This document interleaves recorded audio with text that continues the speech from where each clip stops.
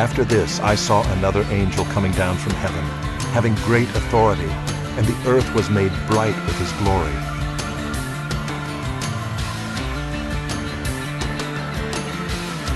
And he called out with a mighty voice, "Fallen, fallen is Babylon the Great. She has become a dwelling place for demons, a haunt for every unclean spirit, a haunt for every unclean bird, a haunt for every unclean and detestable beast.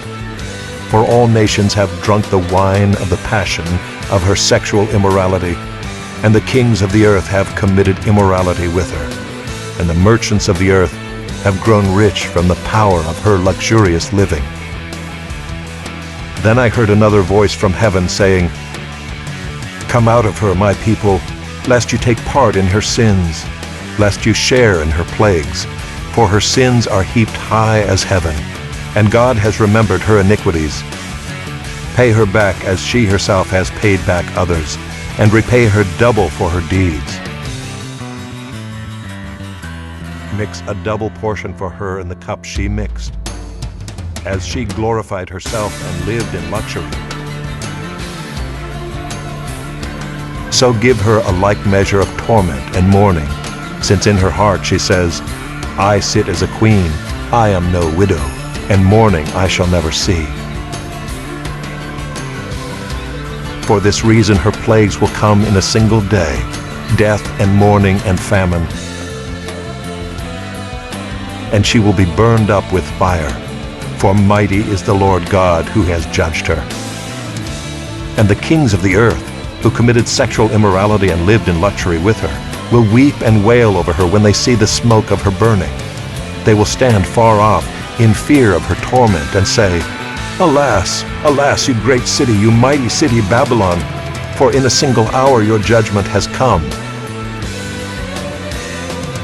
And the merchants of the earth weep and mourn for her, since no one buys their cargo anymore, cargo of gold, silver, jewels, pearls, fine linen, purple cloth, silk, scarlet cloth, all kinds of scented wood, all kinds of articles of ivory, all kinds of articles of costly wood, bronze, iron and marble, cinnamon, spice, incense, myrrh, frankincense, wine, oil, fine flour, wheat, cattle and sheep, horses and chariots,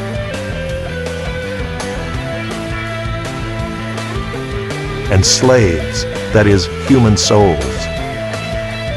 The fruit for which your soul longed has gone from you, and all your delicacies and your splendors are lost to you, never to be found again. The merchants of these wares, who gained wealth from her, will stand far off in fear of her torment, weeping and mourning aloud.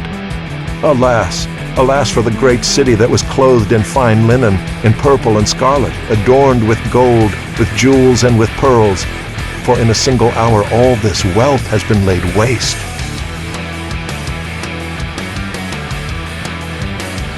And all shipmasters and seafaring men, sailors and all whose trade is on the sea, stood far off and cried out as they saw the smoke of her burning, "What city was like the great city?" And they threw dust on their heads as they wept and mourned, crying out, "Alas, alas for the great city where all who had ships at sea grew rich by her wealth, for in a single hour she has been laid waste. Rejoice over her, O heaven, and you saints and apostles and prophets, for God has given judgment for you against her." Then a mighty angel took up a stone like a great millstone and threw it into the sea, saying, "So will Babylon the great city be thrown down with violence, and will be found no more. And the sound of harpists and musicians, of flute players and trumpeters, will be heard in you no more. And a craftsman of any craft will be found in you no more. And the sound of the mill will be heard in you no more. And the light of a lamp will shine in you no more. And the voice of bridegroom and bride will be heard in you no more, for your merchants were the great ones of the earth, and all nations were deceived by your sorcery. And in her was found the blood of prophets and of saints, and of all who have been slain on earth.